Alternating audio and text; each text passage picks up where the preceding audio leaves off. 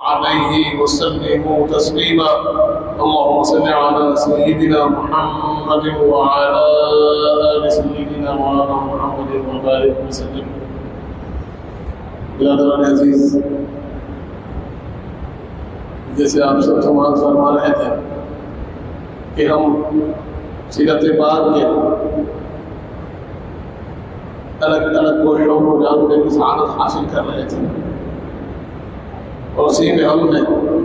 سماعت کیا کہ کیسے حضور پاک صلی اللہ علیہ وآلہ وسلم نے مدینہ المنورہ کی تعمیر فرمائی، اس کی توسیع فرمائی، اس کی حفاظت کے لیے جو اصول و ضوابط کی ضرورت تھی اس کو آپ نے مقرر فرمایا، اور ساتھ ہی جو اہل مکہ تھے، وہاں کے قریش کے جو سردار تھے، جو بارہا حضور پاک صلی اللہ علیہ وآلہ وسلم کی شان میں نازیبا الفاظ استعمال فرماتے، آپ کے خلاف میں انگن سازشیں کر رہے تھے، اور یہ کوشش کر رہے تھے کہ جب حضور پاک ہجرت فرما کر مدینہ منورہ تشریف لے گئے، وہاں بھی آپ کو آرام کرتے، وہاں بھی آپ کو زحمت ہو، وہاں کے منافقین سے ان کے تعلقات ہو رہے، وہاں کے جو یہود ہیں ان کو وہ انگیختہ کر رہے ہیں کہ وہ حضور پاک کے خلاف کچھ کام کریں۔ تو جب ان کی شرارتیں اور ان کی یہ کوششیں بڑھنے لگی تو حضور پاک صلی اللہ علیہ وآلہ وسلم نے یہ اعلان فرمایا کہ پھر اب وہ راستہ جو مدینہ منورہ کے قریب سے گزرتا ہے، وہ شاہراہ جہاں سے صبح کے تجارتی سامان گزرتے ہیں، اس پر اہل مدینہ کا قبضہ ہوگا، اور جو اہل مدینہ کے مخالف کام کریں گے، جو ان کی دشمنی میں کوششیں کریں گے، جو مدینہ منورہ کی امن و چین کو خراب کرنے کی کوشش کریں گے، ان کے سامان یہاں سے ہم جانے نہیں دیں گے، یہاں سے ان کا گزر نہیں ہوگا۔ اب یہ راستہ ان کے لیے آسان نہ ہوگا، یہ راستہ ان کو فراہم نہ کیا جائے گا۔ حضور پاک نے اعلان فرما دیا، اور اسی اعلان کے بعد معاملہ یہ ہوا کہ اس راستے کی حفاظت ہونے لگی۔ اب وہاں سے اگر کوئی تجارتی سامان اہل مکہ کا جاتا، قریش کا جاتا، جو اسلام دشمن ہوتے، تو پھر اس سامان کو روک لیا جاتا، ان کے کاروان کو وہاں سے گزرنے نہیں دیا جاتا۔ اور اسی سلسلے میں ہم نے جانا کہ پہلا سریہ اسلام کی طرف سے ایک جماعت، ایک لشکر نکلا کہ کاروان تجارت کو روک دیا جائے، اہل مکہ کے مال کو روک دیا جائے۔ وہ سریہ حضرت امیر حمزہ کا سریہ تھا، وہ لشکر حضرت امیر حمزہ کا لشکر تھا،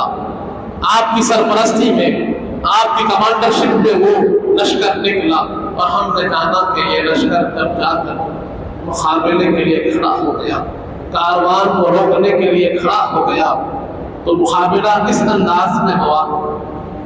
ایک دوسرے کے مقابلے اس انداز میں پیش ہوئے کہ حضرت امیر حمزہ کا لشکر، آپ کی جماعت، آپ کے ساتھی 30 ہیں، صرف 30، اور سامنے جو ابو جہل کے ساتھ اس کے سامان کو حفاظت کرنے والا دستہ تھا وہ 300 کا، 300 کے مقابل میں 30 کھڑے ہو گئے۔ اور ہم نے جانا کہ حضور پاک کے حکم پر انہوں نے یہ اعلان کر دیا کہ تم اس راستے سے گزر نہیں سکتے، یہ راستہ تمہارے لیے آسان نہیں ہے، فراہم نہیں ہے۔ 300 سپاہی سامنے کو ہے، 30 آدمی حضور پاک کے حکم پر کھڑے ہو گئے ہیں۔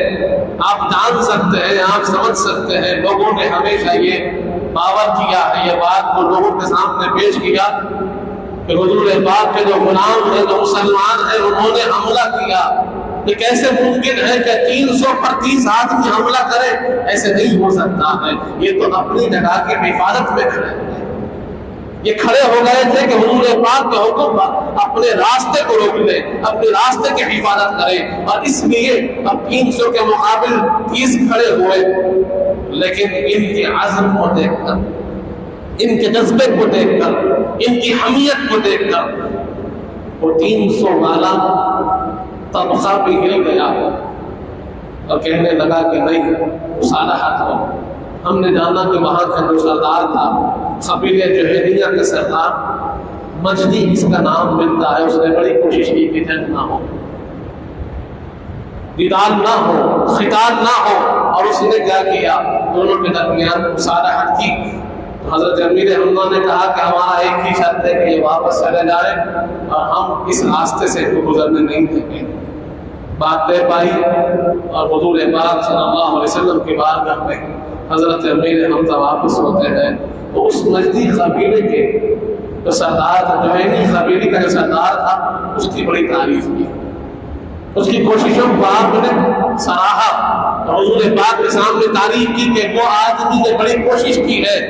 کہ خون ریزی نہ ہو، جنگ و جدال نہ ہو، مصلحت سے عام آسان ہو جائے اور وہ کامیاب ہوگا۔ معاملہ یہ ہوا ہے جزاء الاحسان مثل الاحسان۔ قرآن کا حکم ہے کہ احسان کا بدلہ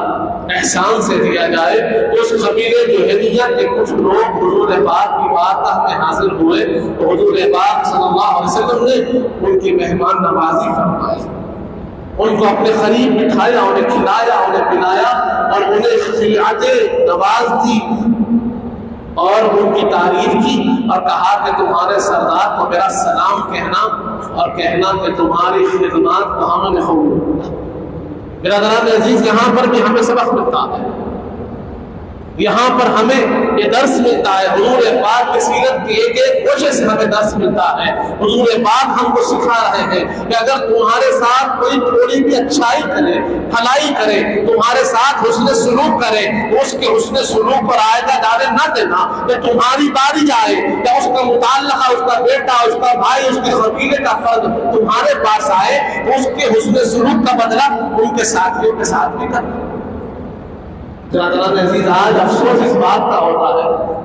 ہم حضور پاک کے غلام ہیں، حضور پاک کے امتی ہیں، آپ کا کلمہ پڑھنے والے ہیں، آپ کے بتائے راستے پہ چلنے والے ہیں، لیکن آج جو ہمارے ساتھ حسن سلوک کرتا ہے، آج جو ہمارے ساتھ احسان کا معاملہ کرتا ہے، آج ہم اسی کو تکلیف دیتے ہیں، اس کے احسانات کا خیال نہیں رکھتے۔ جب ہم کمزور تھے کسی نے ہمارا ہاتھ تھاما، جب ہم ناتواں تھے کسی نے ہمارا ساتھ دیا، جب ہم کوئی کام کے نہ تھے کسی نے ہمیں کام دیا۔ اب معاملہ کبھی ایسا ہوتا ہے، اللہ کا فضل ہے، اسے چاہے عطا ہوتا ہے، کبھی اللہ کے فضل سے بندہ بلند ہو جاتا ہے، اس کے معاملات بدل جاتے ہیں، اس کے پاس پیسوں کی فراوانی حاصل ہو جاتی ہے، اس کے پاس مقام و مرتبہ حاصل ہو جاتا ہے۔ تب جب اس کے پاس طاقت ہو، قوت ہو، اقتدار ہو تو وہ اپنے محسن کو نہ بھولے، اپنے احسان کرنے والے کو نہ بھولے، اپنا ساتھ دینے والے کو نہ بھولے۔ تو تمہارے ساتھ تمہاری کمزوری میں تھا،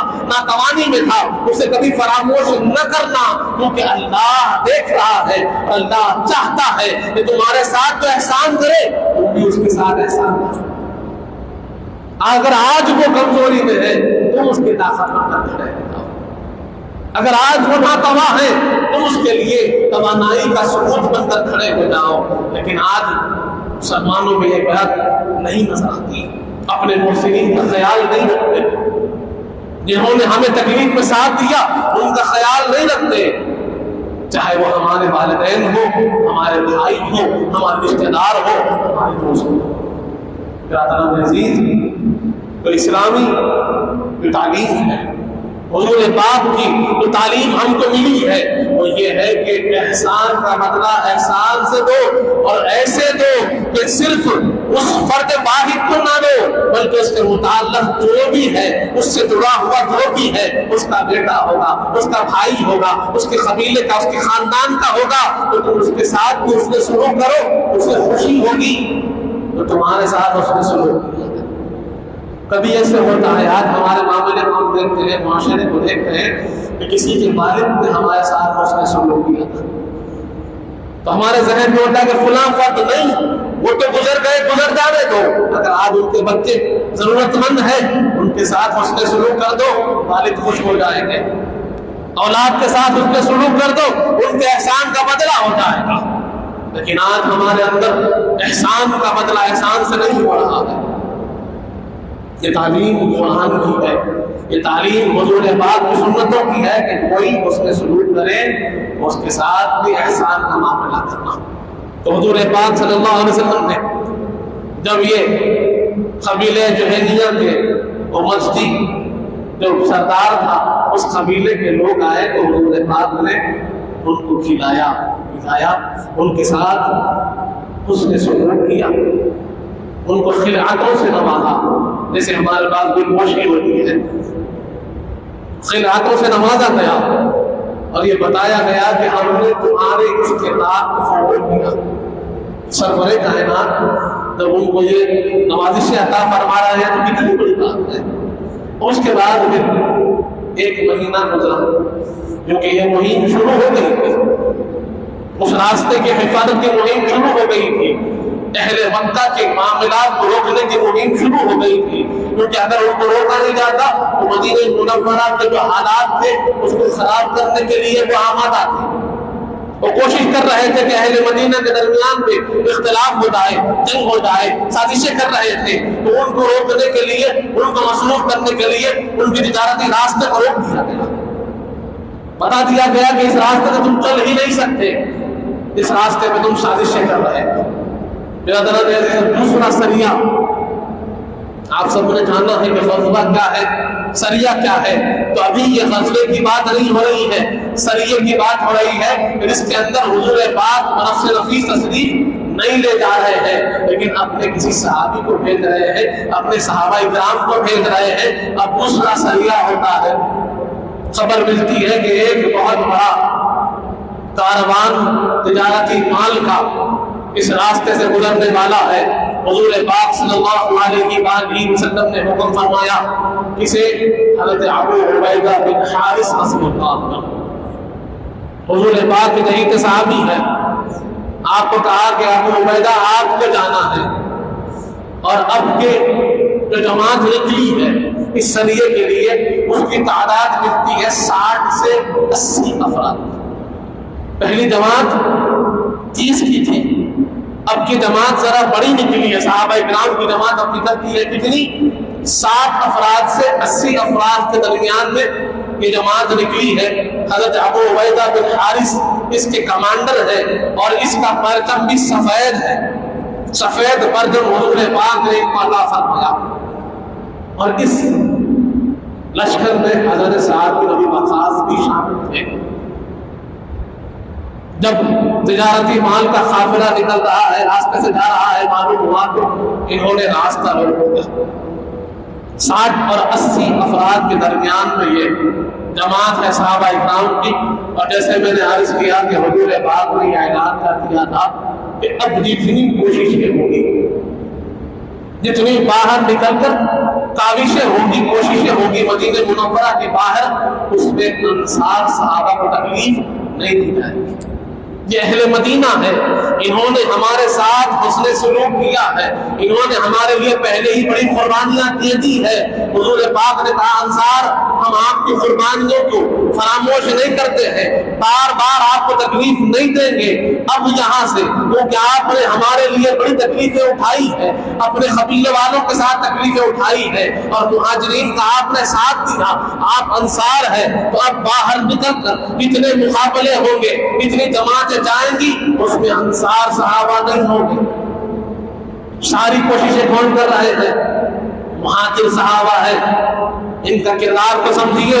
یہ مہاجرین ہیں، انہوں نے اسلام کے لیے اپنا گھر دار چھوڑ دیا، انہوں نے اسلام کے لیے مکہ مکرمہ سے مدینہ منورہ کو چلے گئے، گھر بار کو چھوڑ دیا، رشتہ داروں کو چھوڑ دیا، مال و متاع کو چھوڑ دیا، کس لیے؟ اسلام کی سربلندی کے لیے، کس لیے؟ حضور پاک کا ساتھ دینے کے لیے، کس لیے؟ حضور پاک کے احکام پہ چلنے کے لیے۔ اور یہیں پر بات ختم نہیں ہوئی، اب وہاں سے مدینہ منورہ سے نکل کر اہل مدینہ کی حفاظت کے لیے کوئی آگے بڑھ رہے ہیں اور مہاجرین آگے بڑھ رہے ہیں اور بتا رہے ہیں انصار آپ نے ہمارا ساتھ دیا ہے، اب ہماری باری ہے احسان کا بدلہ احسان سے چکانے کی۔ اب اگر آپ کی طرف کوئی قافلہ آتا ہے، کوئی خطرہ آتا ہے تو انصار مقابلہ نہیں کریں گے، مہاجر مقابلہ کریں گے۔ اب یہ 60 اور 80 کے درمیان کا یہ جماعت صحابہ اکرام کی مہاجرین کی جا کر راستے پر کھڑے ہو گئے۔ یہ جحفہ ایک مقام ہے مدینہ منورہ سے کچھ دور پر، وہاں پر یہ معاملہ آگے بڑھا۔ جحفہ سے آگے بڑھتے ہوئے آبار کی طرف یہ معاملہ چلا اور ہوتا کیا ہے، سامنے ابو سفیان ہے، ساتھ میں تجارتی سامان ہے، 200 افراد کا لشکر ہے، ادھر 60 لوگ ہیں، سامنے کتنے 200 سپاہی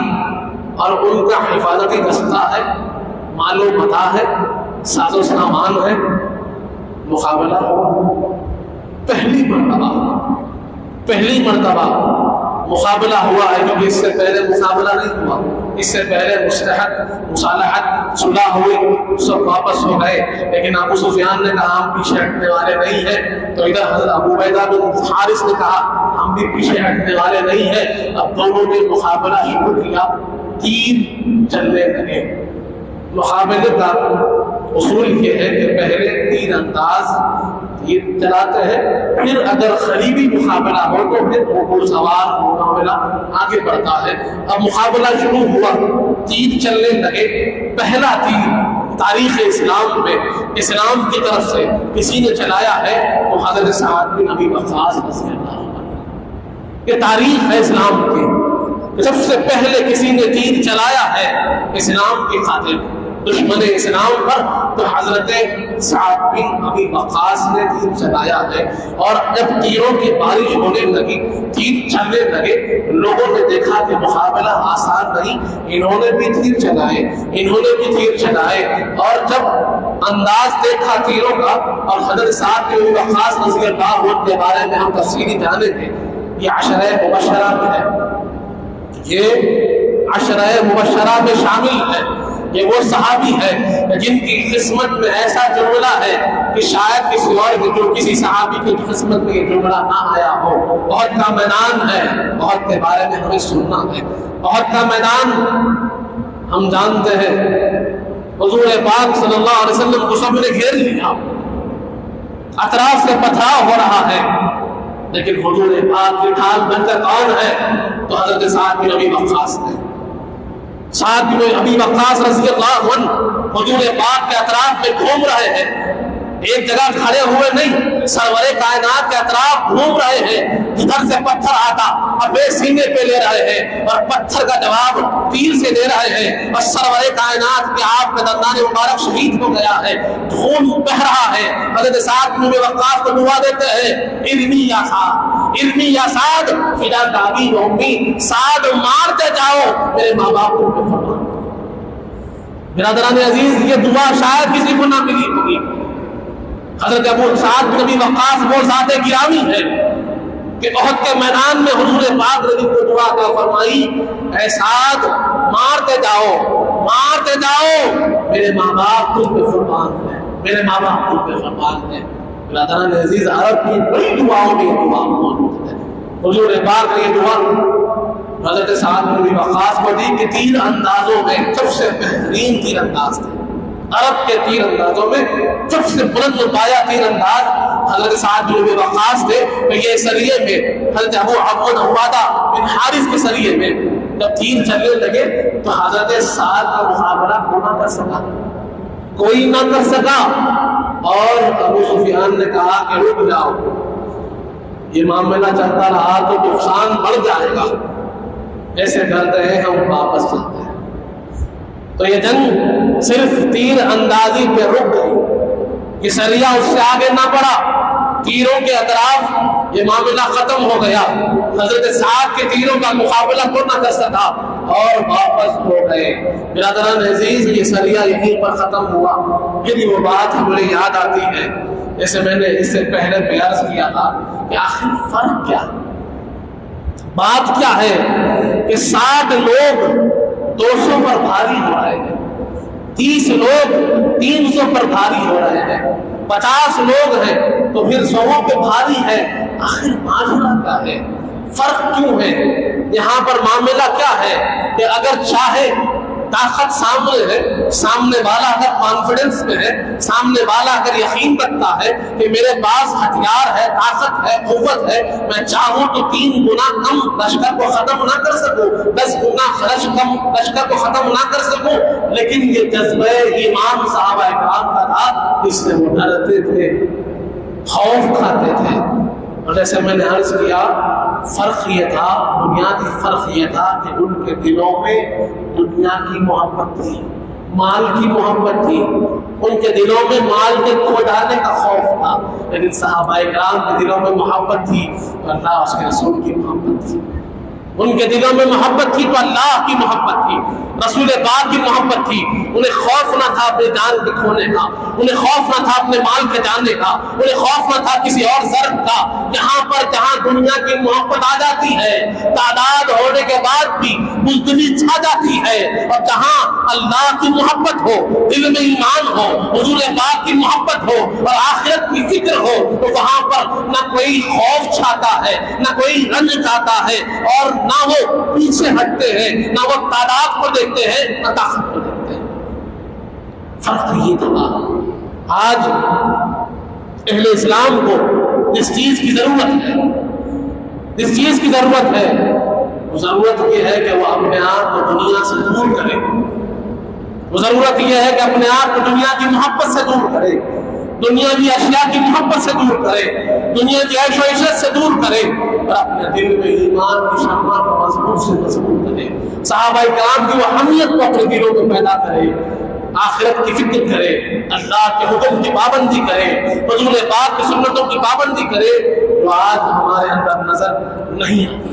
اسی لیے آج ہم پڑھا جاتا ہے، ناکام ہے، ہم سمجھتے ہیں کہ دنیا کما کر کامیاب ہوں گے، دنیا کمانے سے کوئی کامیاب نہیں ہوتا، دنیا کی اشیاء کے حصول سے کوئی کامیاب نہیں ہوتا۔ کامیابی ہوتی ہے ایمان کے ذریعے، کامیابی ہوتی ہے اللہ کے راستے پہ چلنے کے ذریعے، کیونکہ بظاہر اہل مکہ کے پاس بہت تھا، دولت بھی تھی، طاقت بھی تھی، شہرت بھی تھی، مقام و مرتبہ بھی تھا۔ کیا ہوا ذلیل و خوار ہوئے، اور حضور پاک کی جماعت میں شروع میں کون تھے؟ کمزور، ناتوار، غلام، وہ صحابہ جو غریب تھے، انہوں نے حضور پاک سے اپنی وابستگی جوڑ لیا تھا۔ وہی صحابہ، چاہے وہ حضرت بلال ہو، چاہے وہ حضرت ابو ذر غفاری ہو، چاہے وہ حضرت عمار بن یاسر ہو، چاہے وہ حضرت سلمان فارسی ہو، چاہے وہ حضرت صدیق اکبر ہو، حضرت فاروق اعظم ہو، اگر یہ تو سردار لوگ تھے، لیکن دیگر صحابہ جو بڑی جماعت تھی وہ تھی جو لوگ کمزور تھے، غلام تھے، غریب تھے، لیکن انہوں نے ہی اسلام کے پرچم کو ایسا بلند کیا اور اسلام کی نسبت سے انہیں اتنی بلندی عطا فرمائی کہ آج بھی 1500 برس کے بعد بھی ان کی عظمتوں کے چرچے ہیں۔ لیکن وہ سردار کہاں ہیں جن کو اپنی سرداری پہ ناز تھا؟ وہ سردار کہاں ہیں جنہیں اپنی دولت پہ ناز تھا؟ وہ لوگ کہاں ہیں جن کے پاس سینکڑوں اونٹ تھے، ہزاروں اونٹ تھے؟ کہاں ہیں وہ لوگ؟ مٹ گئے، نام و نشان نہ رہا، یاد نہ رہی۔ یاد ہے وہ ذاتوں کی یاد ہے جنہوں نے اپنے آپ کا خواہ راہ میں ڈالا، جنہوں نے اپنا تعلق حضور پاک سے مضبوط کیا، جنہوں نے اپنی نسبت کو حضور پاک سے جوڑے رکھا، وہ لوگ کامیاب بھی ہوئے، اور وہ لوگ یاد بھی کیے جاتے ہیں، وہی لوگ امام بھی بنے۔ لیکن وہ لوگ جو حضور پاک کے مخالف آئے،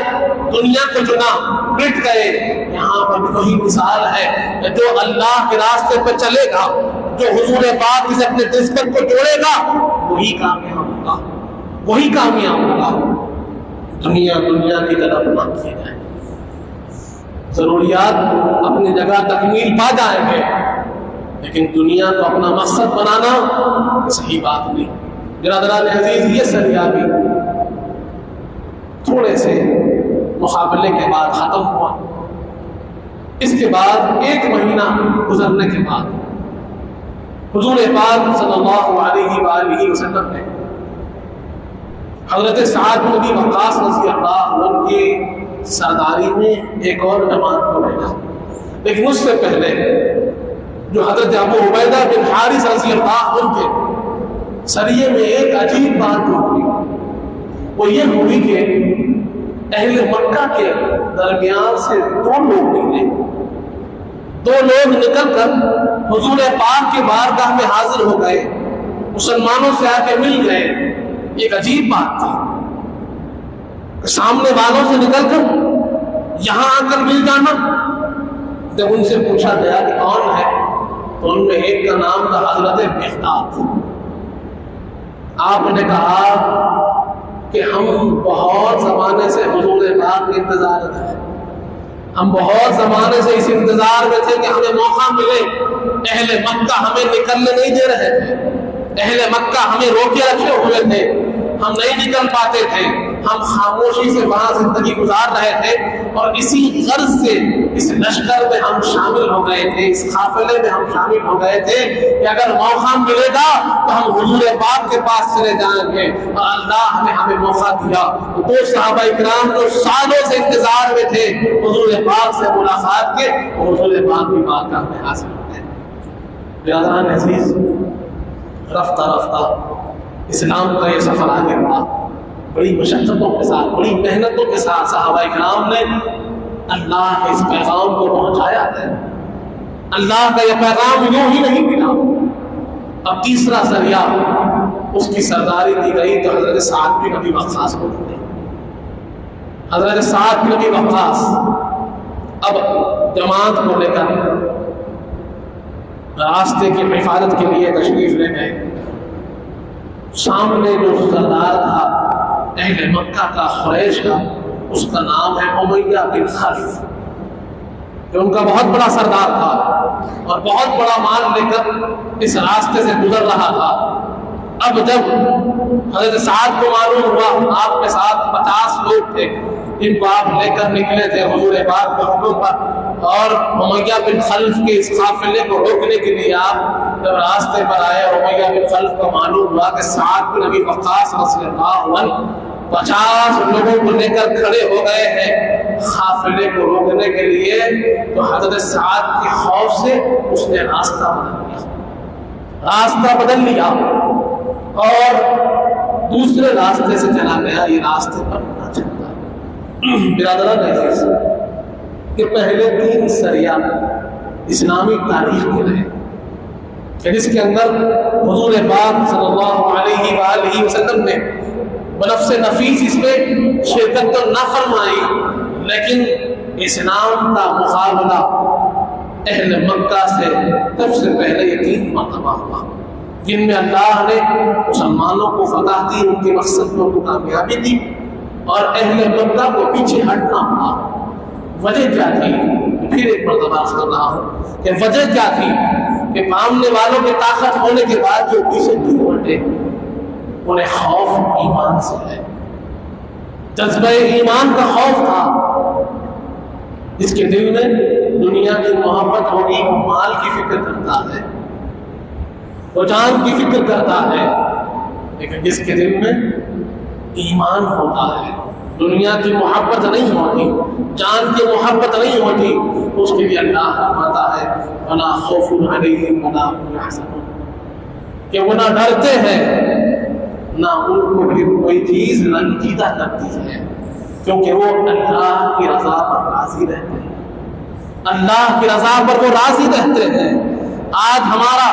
معاملہ یہ ہو گیا ہے کہ ہم راضی ہوتے ہیں تو دنیا کی اشیاء پر راضی ہوتے ہیں، آج ہم راضی ہوتے ہیں تو فلاں چیز کمانے پر راضی ہوتے ہیں، آج ہماری کوشش بھی یہی ہے کہ دنیا کمائیں، اور آج ہم راضی اور خوش ہوتے ہیں دنیاوی اشیاء کے حصول پر۔ ہماری کوششیں رب کے راستے سے دور ہو گئی ہیں، ہماری کاوشیں اللہ کی رضا سے دور ہو گئی ہیں، ہمیں یہ معلوم بھی نہیں اللہ کی رضا ہوتی کیسی ہے؟ ہم نے کبھی محسوس نہیں کیا کہ کسی معاملے میں رب ہمارا خوش ہوا ہوگا، کوئی سجدہ ایسا بھی کیا ہوگا کہ ہمارا رب ہم سے راضی ہو گیا، کوئی تسبیح ایسی بھی پڑی ہوگی کہ رب ہم سے خوش ہوا ہوگا، کوئی ایسی خیرات و صدقات کا معاملہ کر دیا کہ رب خوش ہو، کبھی ہم نے اس کا خیال ہی نہ کیا۔ عمر کا اتنا بڑا حصہ گزر گیا، اگر ہم اپنے 30-40 برس پلٹ کر ریوائنڈ کر دیکھیں، کیا ایک لمحہ بھی ایسا مجھے یاد ہے جس پر میں یہ کہہ سکوں کہ میرا رب مجھ سے خوش ہو گیا ہوگا؟ تو ہم اس پر یقین سے کوئی بات نہیں کہہ سکتے۔ کیا افسوس کی بات ہے، یہ ساری زندگی دنیا کے لیے گزار رہے ہیں، پھر طرف بھی ہے تو جنت کی ہے،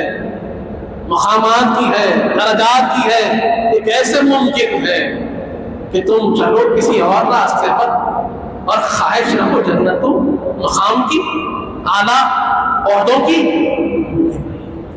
اگر آپ کو جنت چاہیے تو یہ دنیا چھوڑنا ہوگا۔ یہ دونوں خصیم ہے، متضاد ہے، مخالف ہے، اپوزٹ ہے، یہ دونوں ساتھ نہیں ہو سکتے، یہ دونوں کسی کو حاصل نہیں ہو سکتے کہ دنیا کی محبت بھی ہو، آخرت کی فکر بھی ہو، دنیا کی محبت بھی ہو، اللہ کی محبت بھی ہو، یہ نہیں ہو سکتا۔ برادران عزیز، ہمیں یہاں فرق کرنا ہوگا، اور یہاں ایک بات عرض کرتا ہوں کہ دنیا کی محبت اور چیز ہے، دنیا میں زندگی گزارنا اور چیز ہے، اپنی ضروریات کی تکمیل اور چیز ہے۔ کھانا پینا وہ تو رزاق متین عطا فرما ہی رہا ہے، حلال و حرام کی تمیز اللہ نے ہم کو بتائی اسی واسطے ہے کہ ہم حلال راستے پر چلتے ہوئے دنیا گزاریں گے، وہ بھی کامیابی کا راستہ ہوگا۔ لیکن جہاں حلال و حرام کی تمیز ختم ہو جائے، جہاں دنیا کی طرف کی خاطر ہم غلط راستوں پر چل پڑے اور اس کے بعد یہ خیال رکھے کہ ہم جنت میں جائیں گے، یہ فکر غلط ہے، یہ فکر نقصان دینے والی فکر ہے۔ برادران عزیز، جب ہم یہ صحابہ کرام کے واقعات کو سنتے ہیں، حضور پاک کی سیرت کی گوشوں کو سنتے ہیں، تو سننے اور سنانے کا مقصد ہی یہ ہے کہ ہم اس سے سبق حاصل کریں، درس حاصل کریں، اور اپنی زندگی میں اس کو امپلیمنٹ کریں، اپنی زندگی میں اس کو اپنے لیے ہدایت کا سامان بنائیں، اپنی زندگی میں کچھ تبدیلیاں لائیں، کہ دنیا سے اپنے آپ کو دور کیجیے، اللہ کی محبت کو زندگی کا حصہ بنائیے، دل کی اصل بنائیے، یقیناً کامیاب ہوں گے۔ اللہ تعالیٰ سے دعا ہے مالک جب تک زندہ سلام پر رکھ اور ایمان کرتے رہتے نظام حضور پاک صلی اللہ علیہ وآلہ وسلم کا دیدار نصیب کرنا پڑے گا۔ میں نے ایک اور صالح متقیوں پر اعتدار بنا، ہمارے گناہوں کو معاف فرما، ہمارے گناہوں کو نیکیوں سے تبدیل کرتے مالک، ہم میں جو پریشان حال ہیں ان کی پریشانی کو دور فرما، ہم میں جو بیمار ہیں انہیں شفا کامل عطا فرما، ہم میں جو مغروض ہیں ان کو صبر عطا فرما، جو کچھ رہے ہیں جو کچھ سنے ہیں اس پر عمل کرنے کی توفیق عطا فرما۔ حضور پاک صلی اللہ علیہ وآلہ وسلم کا سچا غلام و امتی بنا مالک، اہل بیت اطہار کا سچا غلام بنا، صحابہ کرام کا چاہنے والا بنا، اولیاء اللہ کا چاہنے والا بنا، ان کے بتائے ہوئے راستے پر چلنے کی توفیق عطا فرما۔ صلی اللہ تعالی علی خیر خلقہ سیدنا محمد وعلی آلہ وصحبہ وسلم، الحمد للہ رب العالمین۔